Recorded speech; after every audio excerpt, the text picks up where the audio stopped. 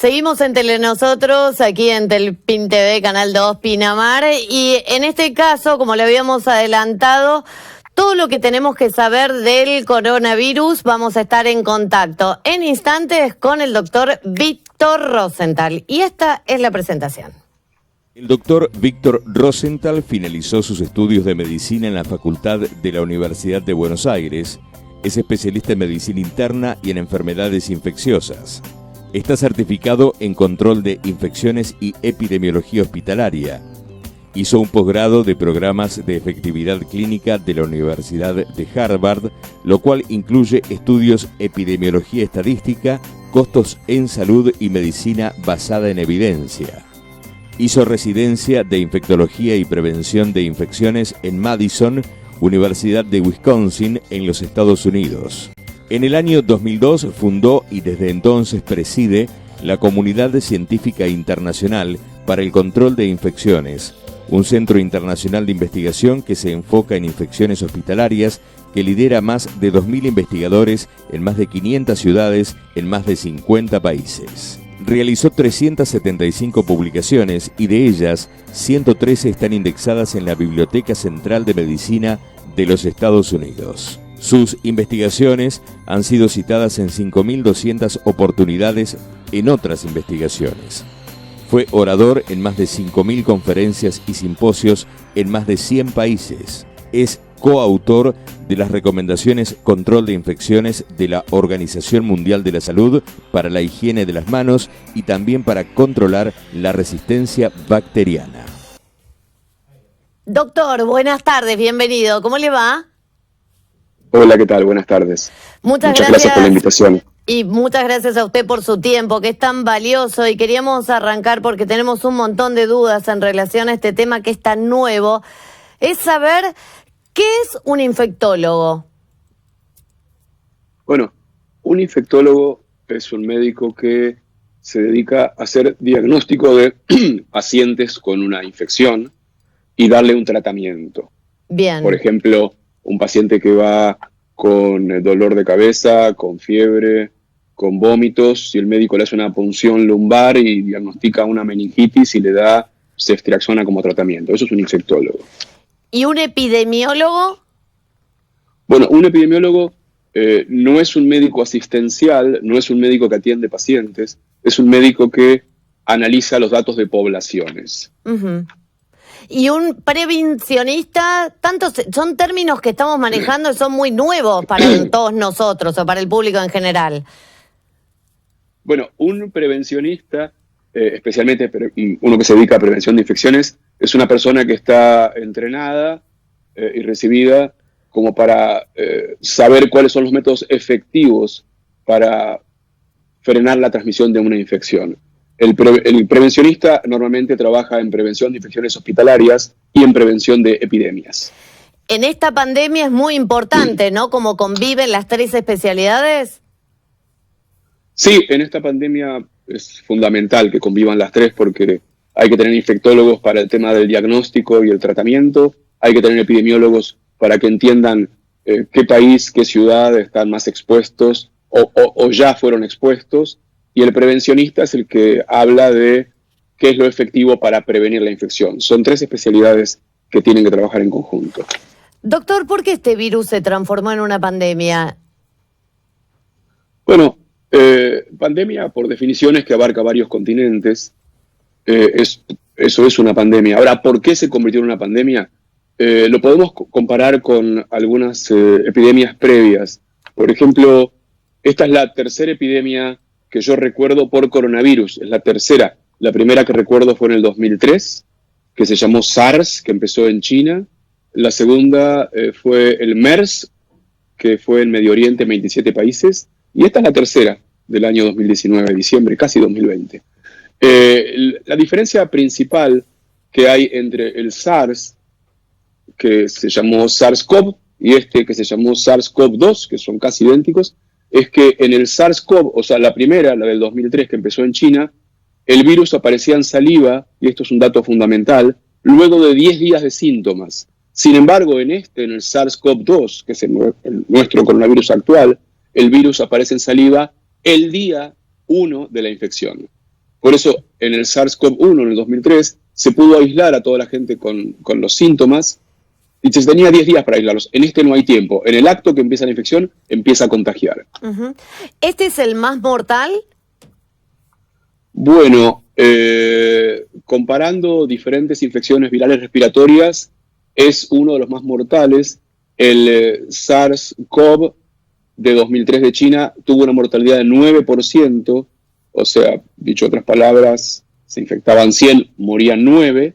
El MERS, que fue el de Medio Oriente, la mortalidad fue mucho más alta, fue 35%. Y si uno mira la mortalidad, que en realidad la palabra correcta sería letalidad, la mortalidad por infección mundial es 7%, pero no es tan creíble esa letalidad de 7% debido a que hay países que reportan una letalidad menor al 1%, lo cual no es muy creíble. ¿Por qué no es creíble? Porque hay otros países, como por ejemplo Bélgica, que son países que hacen más test y tienen más recursos, que reportan una letalidad, o sea, mortalidad por infección de 16%.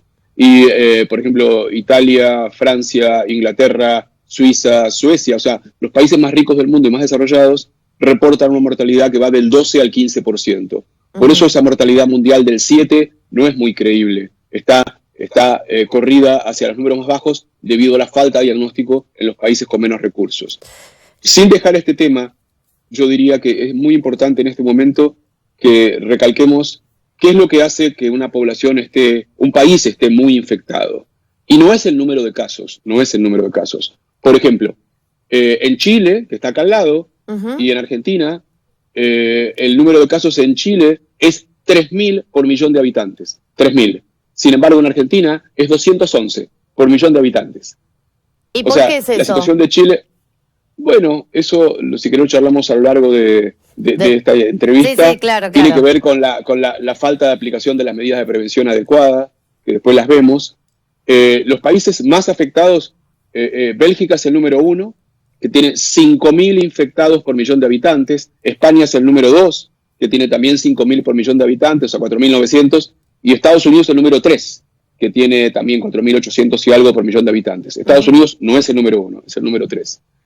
Y después otros países de Europa occidental, como Suecia y como Suiza, andan por 3.000 por millón de habitantes. Y como les decía antes, en Argentina es 211 por millón de habitantes. Con lo cual, el ejemplo de Europa occidental, cuando muchos dicen, bueno, pero en Suecia no usan esto, no usan lo otro, les va muy bien. No, les va muy mal, les va muy mal. A Bélgica, a Inglaterra, a Italia, a España les fue muy mal, porque hubo muchos casos. Y si vamos a la mortalidad más alta del mundo por este virus es la de Bélgica. Y como les decía, Europa occidental anda ahí pegaditos. En cuanto a muerte por millón de habitantes, que también es un número interesante, el número 1 del mundo es Bélgica nuevamente. Tiene 800 muertos por millón de habitantes. Le sigue Italia, España, Inglaterra, Estados Unidos, con de 400 a 600 muertos por millón de habitantes. Argentina tiene 9 muertos por millón de habitantes. Chile tiene 29 muertos por millón de habitantes.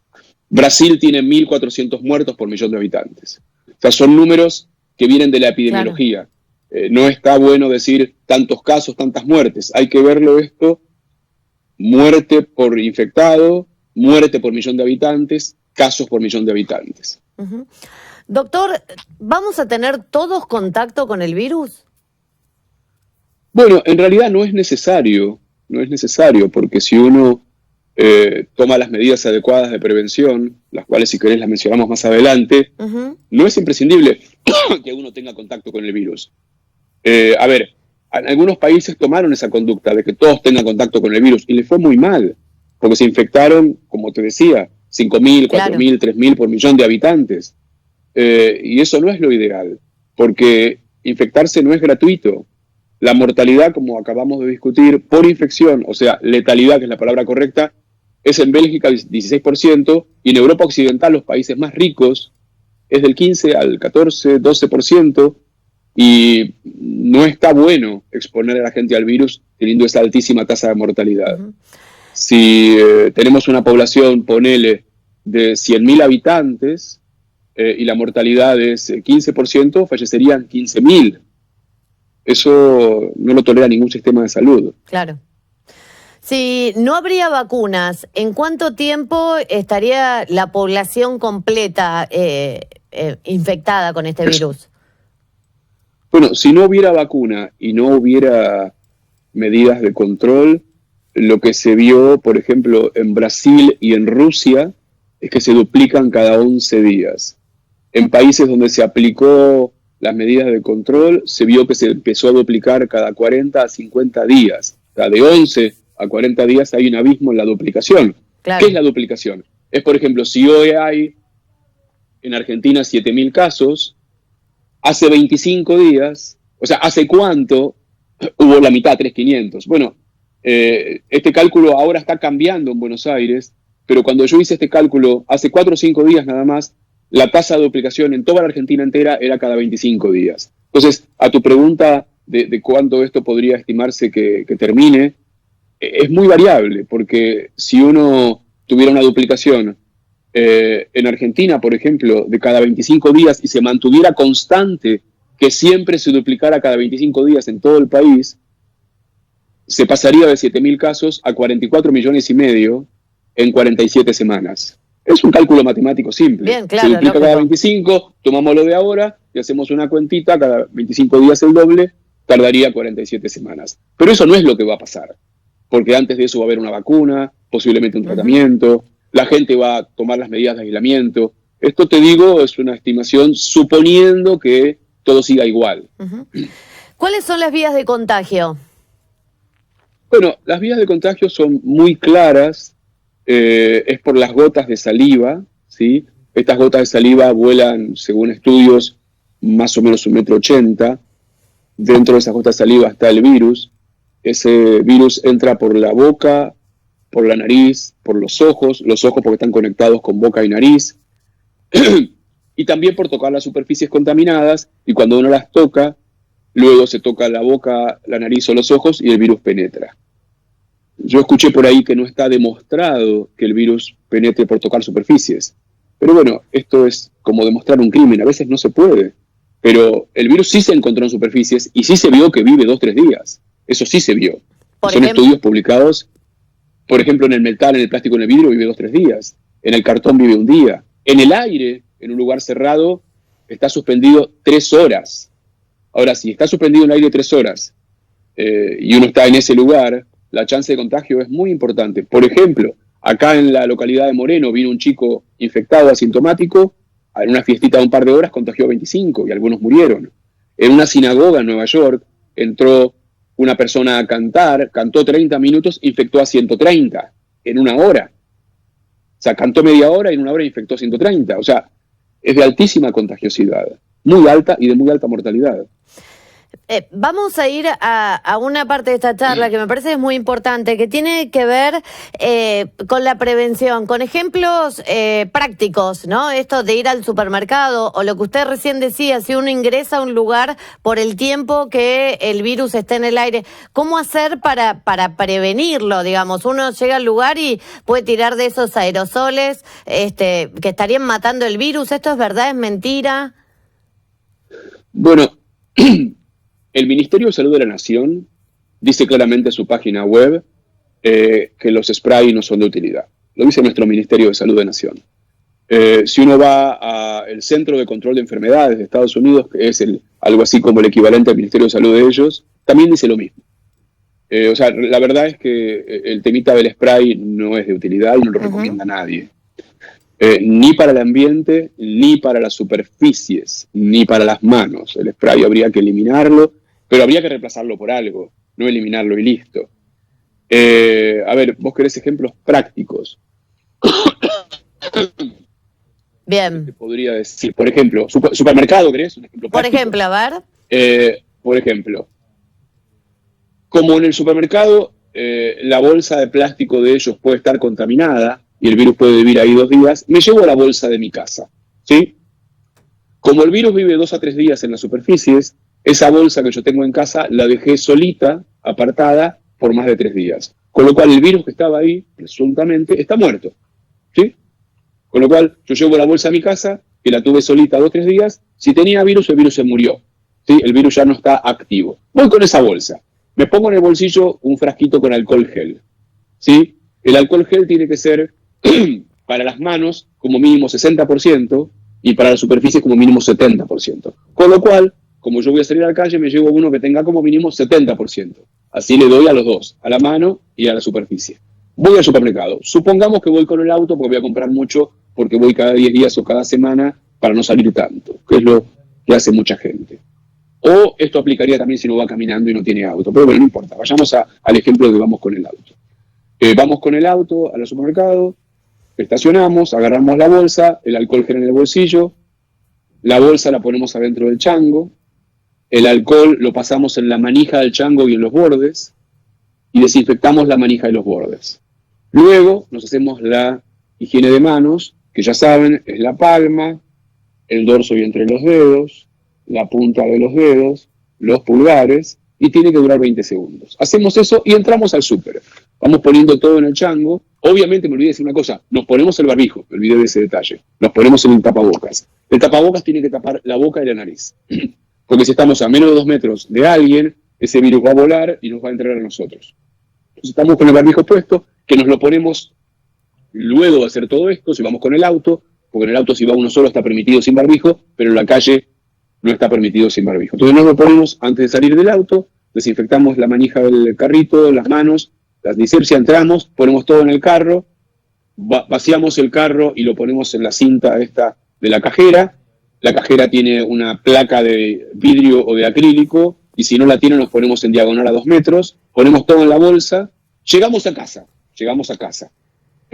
Cuando ponemos todo en el auto, después nos higienizamos las manos con alcohol para no contaminar el volante, llegamos a casa, agarramos la bolsa, con la llave del auto o con cualquier cosa tocamos el botón del ascensor, entramos a casa, nos sacamos los zapatos, los dejamos en la puerta al lado de adentro para que no se los robe nadie, del lado de afuera no los dejen, los dejan ahí. Si van a quedar ahí los zapatos 2 a 3 días, porque uno está en cuarentena y no está saliendo, no pasa nada. Si no lo va a dejar los 3 días, usa otro y se acuerda que hay un zapato que tiene que usar cada 3 días y el otro lo va turnando, ¿no es cierto? Y no hace falta que haga ninguna medida especial con el zapato, lo deja ahí. Después va con la bolsa a la cocina, la bolsa de las compras.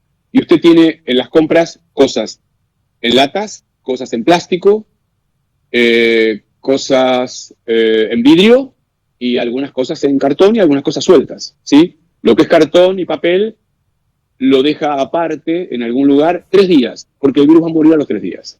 Y lo que es lata, vidrio o plástico, lo pone en la bacha de la cocina del lado izquierdo. Bueno, así yo hago en casa, lo pongo en el lado izquierdo, usted lo puede poner en el lado derecho si quieren, lo ponen en el lado izquierdo, agarra una esponjita, le ponen detergente y le pasan un poquito de agua de detergente, ¿sí? De esa forma eliminan la suciedad junto con el virus, lo ponen del lado derecho y ponen en una tercera instancia un repasador y lo que van secando lo ponen arriba del repasador. Y luego lo guardan, ¿sí? La bolsa la ponen en un lugar que va a estar sola 3 días y se acabó la historia. Eso es todo. Y después, claro, obviamente, yo en lo particular luego de hacer todo esto, me quito la camisa o la remera y la pongo a lavar. El barbijo ya me lo quité al sacar, me olvidé de mencionarlo, y lo puse a lavar, ¿sí? Si tengo algún abrigo lo cuelgo 2 a 3 días, el pantalón lo cuelgo 2 a 3 días, y me doy una ducha y ya está. Y en ningún momento me puse spray ni a mí ni a nada. Y eso es suficiente. Fantástico. En realidad, esto es lo que estamos tratando de recordarle a la gente y recordarnos a nosotros mismos que debemos hacer siempre. Uno empieza a pensar por cuánto tiempo uno debe vivir así y si hay que implementarlo hasta que salga la vacuna. Y ahí viene la pregunta, ¿quiénes están investigando para sacar una vacuna?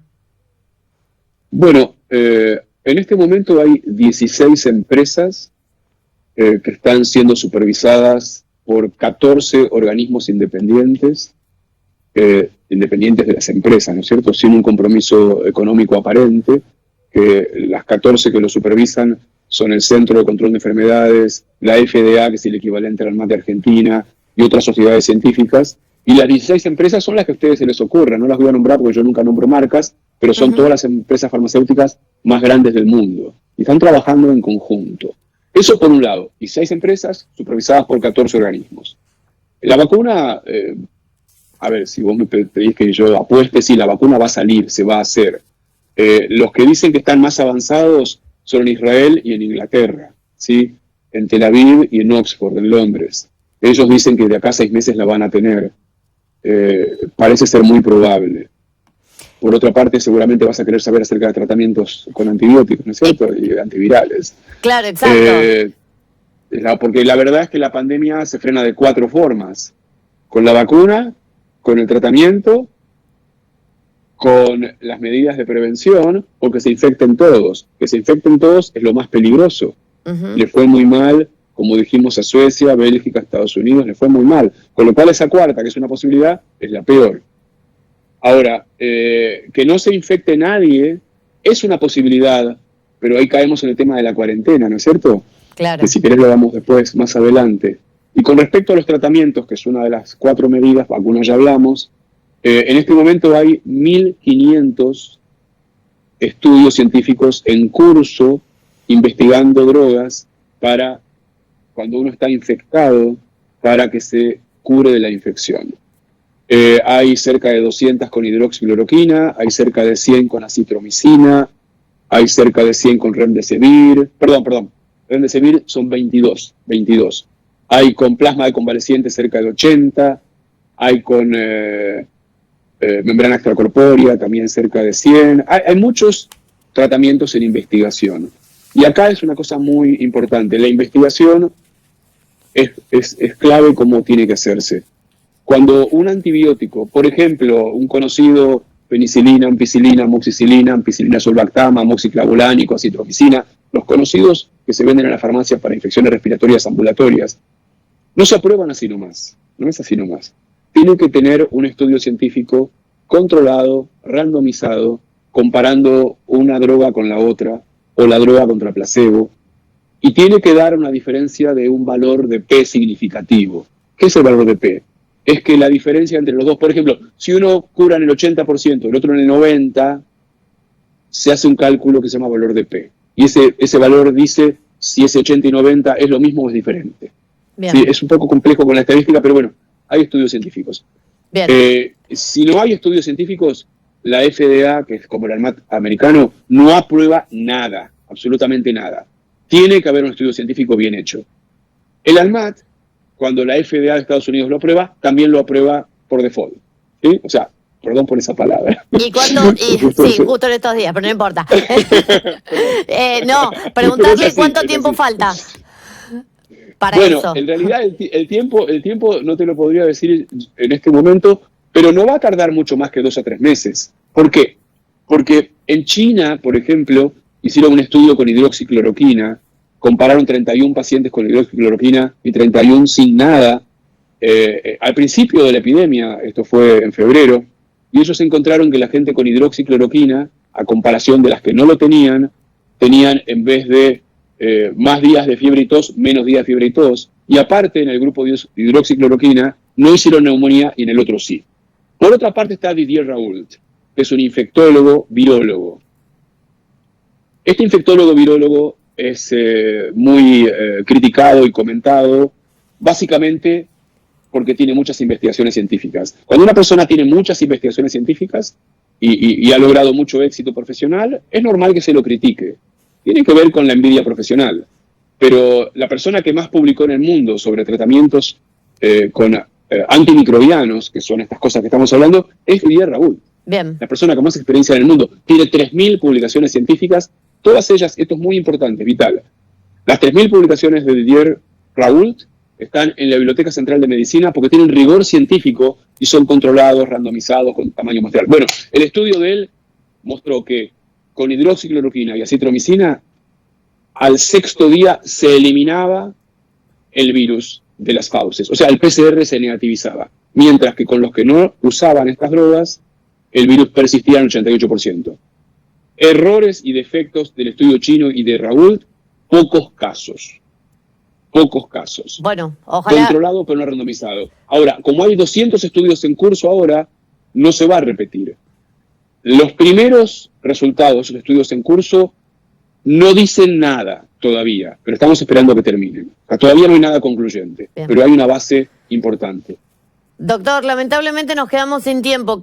Querríamos hacerle un montón de preguntas en relación a esto. Le pido la última, y si puede ser sintética porque tengo muy pocos minutos, es saber qué opinión le merece a usted. ¿Hay que ir flexibilizando esta cuarentena? Bueno, sí, hay que flexibilizarla, pero asegurando las medidas de control, ¿sí?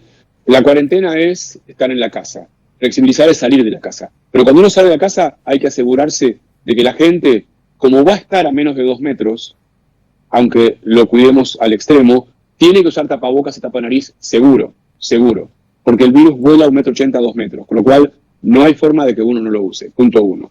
Punto 2, hay que asegurar los medios para que la gente no esté a menos de 2 metros. ¿Dónde? En el transporte público, supermercado, negocio, lo que sea, ¿sí? Hay que hacer higiene de manos. Todo esto es concurrente, no es independiente. Y hay que desinfectar superficies, que no lo mencionamos, que sirve el alcohol 70, que dije eso, también el hipoclorito de sodio, la lavandina al 5%. 50 centímetros en 1 litro de agua. Hay otros 17 más, que no los voy a nombrar, como amonio cuaternario y demás. Pero esas son las medidas que podrían hacer que la cuarentena se flexibilice. Pero no decirlo, hacerlo cumplir. Hacerlo cumplir habla de políticas de gobierno, ¿sí? Y de salud pública. Exacto. Controles, indicaciones, como hacen en Europa, digamos, multar al que no está haciendo determinadas cosas que son las que están autorizadas para poder, entre todos, frenar esto. Doctor, quiero agradecerle infinitamente su tiempo. Sabemos que es una persona que está con mucho trabajo, por sobre todo con toda esta pandemia. Le agradecemos mucho y seguramente volvemos a estar en contacto. Ha sido un placer. Muchas gracias por la invitación y es un placer compartir esta información con ustedes. Ojalá que sea de utilidad para terminar con este temita. Claro que sí, claro que lo es. Muchas gracias. El doctor Víctor Rosenthal, la verdad que un gusto haberlo tenido aquí en Pinamar, aquí en Telenosotros. Nos vamos a la pausa y enseguida ya estamos con el cierre del noticiero.